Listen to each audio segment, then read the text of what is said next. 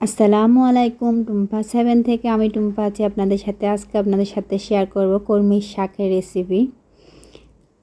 আমি এখানে চলে এলাম কলমি শাকের খেতে। আমি বাবার বাড়িতে বেড়াতে আসছি, তো দেখলাম যে খেতে খুব সুন্দর কলমি শাক। দেখুন, এরকম তাজা আর সুন্দর মাঠে যদি কলমি শাক দেখে সেটা তাহলে সবারই খেতে মন চাইবে। তো এরকম তাজা কলমি শাক দেখে আমি আম্মাকে বললাম যে আমার শাকগুলা ডাল দিয়ে রান্না করে।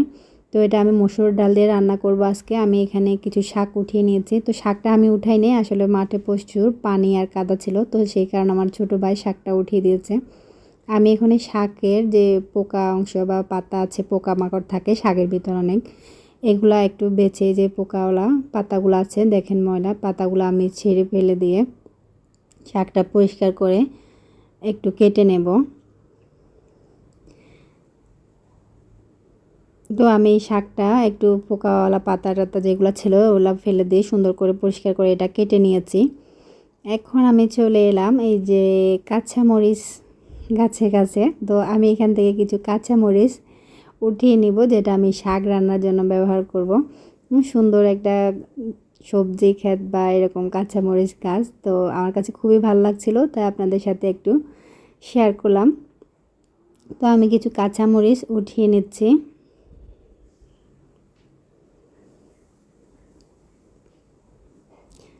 রেসিপিটি যদি ভালো লাগে লাইক কমেন্ট শেয়ার করবেন, সাবস্ক্রাইব করে চ্যানেলের পাশে থাকবেন। আর যদি ভিডিওটি আপনি ফেসবুক পেজ থেকে দেখে থাকেন অবশ্যই পেজটাকে ফলো দিয়ে রাখবেন।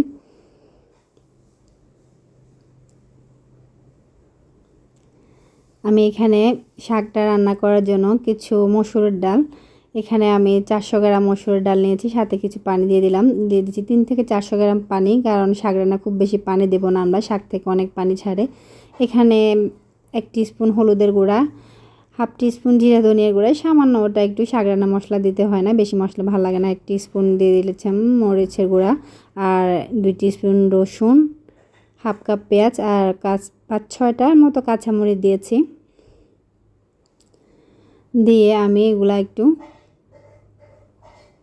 নেড়ে নিলাম। এখানে আমি দিয়ে দিচ্ছি একটি মাছ, এটা হচ্ছে কি রান্না করা মাছ ছিল, এই মাছটা কাঁটাটা বেছে আমি এখানে শাকের ভিতর দিয়ে দিচ্ছি, কারণ শাক রান্না চিংড়ি মাছটা দিই নেই, তো আমি এভাবে মাছটা দিয়েছি, এটা এভাবে দিলে খুব ভালো লাগে। আজকের রান্নাটা আমি লাকড়ির চুলায় শেয়ার করতেছি।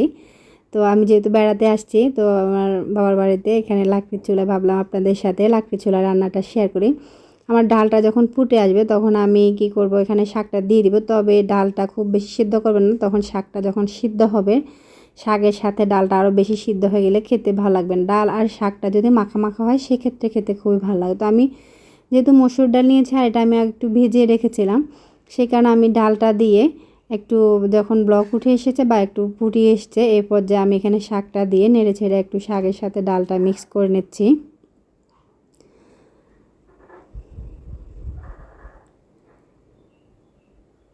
তো আমার শাকটা আপনার যে এখানে আমি দিয়েছিলাম হলুদের গুঁড়া, মরিচের গুঁড়া, আর একটু কাঁচামরিচ, পেঁয়াজ, রসুন ও লবণটা দিয়েছি, লবণটা মনে হয় স্কিপ হয়ে গেছে।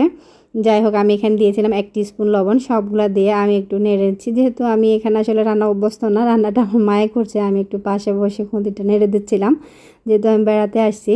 তো শাকটা আমার অনেক ভালো লাগছে, তাই এই শাকের রেসিপিটা আপনাদের সাথে শেয়ার করতেছি। অবশ্যই আপনারা এভাবে তৈরি করবেন, আর আমার এই শাকটা খুব পছন্দ, আপনাদের যদি পছন্দ অবশ্যই আপনারা এভাবে খেতে পারেন।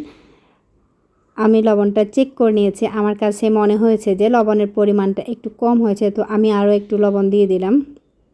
শাক রান্নার ক্ষেত্রে খুব বেশি লবণ দিলে শাকের টেস্টটা নষ্ট হয়ে যায়, লবণটা পরিমাণ একটু কম রাখলে ভালো। তো আপনারা আপনাদের টেস্ট অনুযায়ী লবণটা দিয়ে দেবেন।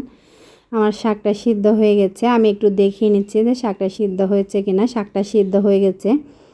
তো শাক আর ডালটা যখন মাখা মাখা হয়েছে আর এটা সিদ্ধ হয়ে গেছে, এখন আমি এটা নামিয়ে নিচ্ছি। খুব বেশি সময় লাগে না শাক রান্নার ক্ষেত্রে, 10 থেকে 15 মিনিট সময়, শাকটা সিদ্ধ হয়ে যায় তাড়াতাড়ি। শাক যদি বেশি সিদ্ধ করেন সেক্ষেত্রে খেতে ভালো লাগে না, শাকের সবুজ রঙটাও নষ্ট হয়ে যায়। তো আমি এখানে দিয়ে দিচ্ছি একটু সরিষার তেল, এখানে আমি হাফ কাপ সরিষার তেল দিয়ে সাথে আমি 3-4টি দিয়েছি শুকনো মরিচ, আর একটু রসুনগুলো দিয়ে একটু ব্রাউন করে হালকা একটু গোল্ডেন ব্রাউন করে ভেজে নিয়েছি, খুব বেশি পুড়ে ফেলবে না। তো দিয়ে এভাবে আমি একটু বাগার দিয়ে দিচ্ছি, শাকের ভিতরে এভাবে বাগার দিলে শাকের টেস্টটা অনেক বেড়ে যায়, আর শাক খেতে একটা ফ্লেভার আসে, এটা আমার কাছে খুবই ভালো লাগে। তো তৈরি হয়ে গেল আমার মসুরের ডাল দিয়ে কলমি শাক রান্নার রেসিপি। ভিডিওটি দেখার জন্য ধন্যবাদ। আল্লাহ হাফেজ।